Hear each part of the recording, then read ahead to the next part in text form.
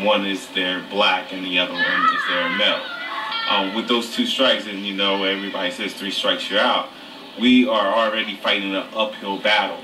And without the proper resources and guidance, that 3rd strike comes very fast and easily for those who don't have a roadmap to success.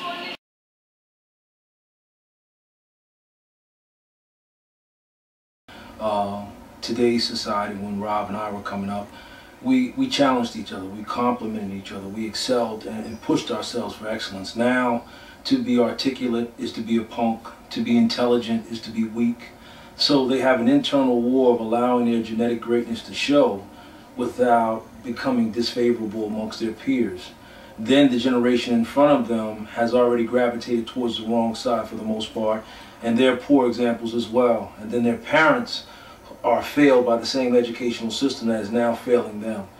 The external realities of society around them has so many variables in place that keep the perpetuation of failure going, that they're at a continual state of war. That's why in our community, for the most part, it's a promise. So we don't take our learning from the perspective of it's going to be a limbo line. It's really going to be a high jump. So we don't have lower expectations. We have a very high bar, and we start out with having them recognize that they are geniuses, that they are great, and that it needs to be brought out, needs to be cultivated. And once that happens, we'll then in turn see not only a change on the internal, but we'll also see it reflected in the reality in our communities.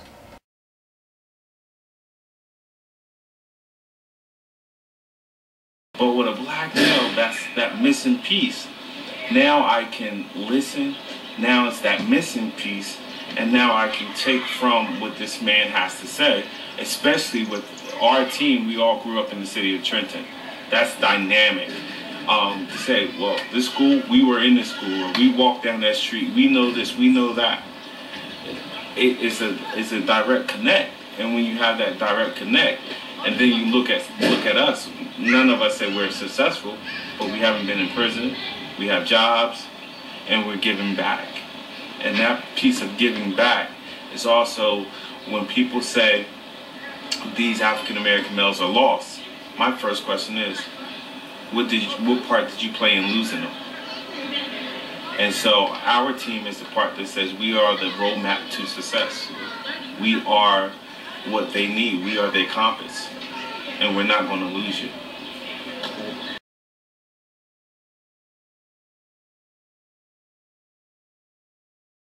I think they're conscious, they're cognizant of how society views them. They don't live in a bubble. They see the stares.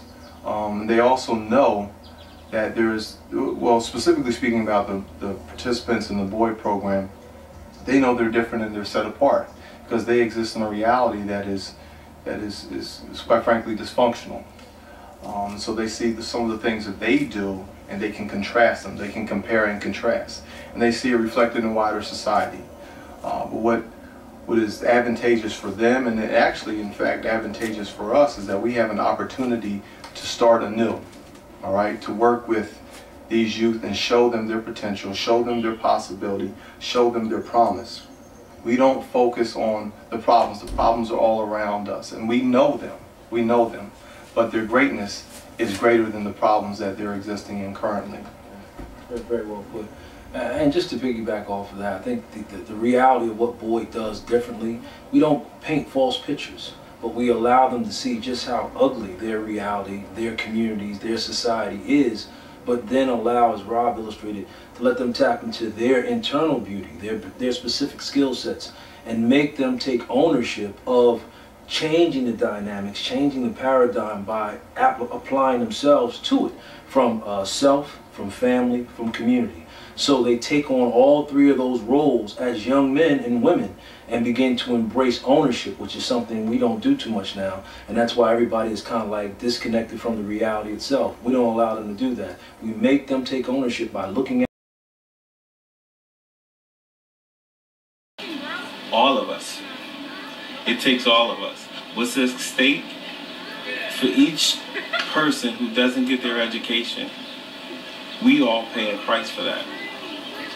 So we can fund programs to help, And so their give back is when they get jobs, when they become entrepreneurs, when they get in the workforce, they're giving back to society, right? Taxes. Now, if we let them all fail, we're paying for them in jails, in mental institutions. We're going to pay in social services. So where would you want your money to be? In an investment, or as we started, as a liability or an asset? The choice is yours. It's as serious as the future of the nation. So often we speak of it in terms of economic terms. We'll lose our competitive advantage. We often hear about how the Chinese or the Germans or some other foreign country will surpass us, and there's so many metrics out there that talk about attainment or what have you. But in addition to that, we also talk about the moral fiber of the country. Martin Luther King often spoke when he talked about leading the nation. It wasn't necessarily African American people or white people. He talked about leading the nation out of its moral abyss. So when we don't deal with these concepts, it's not just education, it's not just educational concepts. When we don't deal with character development, we're leading our children into a moral and educational abyss from which they may never recover. But I always say, and people get a little nervous, it's life and death. Because what has happened now, you actually have generations who are giving birth to death in a physical aspect, because now you have young people killing themselves at 12, 13, 14. But the mental death of being 18, 19 years old and having an inability to read, write, comprehend. These individuals who aren't being able to be employed or employable with no skill sets are reproducing.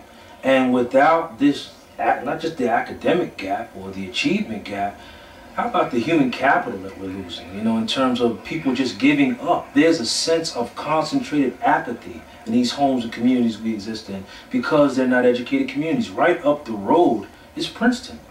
Come on, I mean, anybody who knows what Princeton is about, the difference between Trenton and Princeton is very simple. It's an educated community. You walk, talk, move indifferently when you're educated. This community isn't, and we're not only not educated, but we're content with not being educated because schools continue to fail and there's no outcry. Children die in the streets and there's no outcry. Children are giving birth to other dysfunctional children and there's no outcry. So to answer your question in summation, it's life and death, and we're losing lives, and not just lives but generations.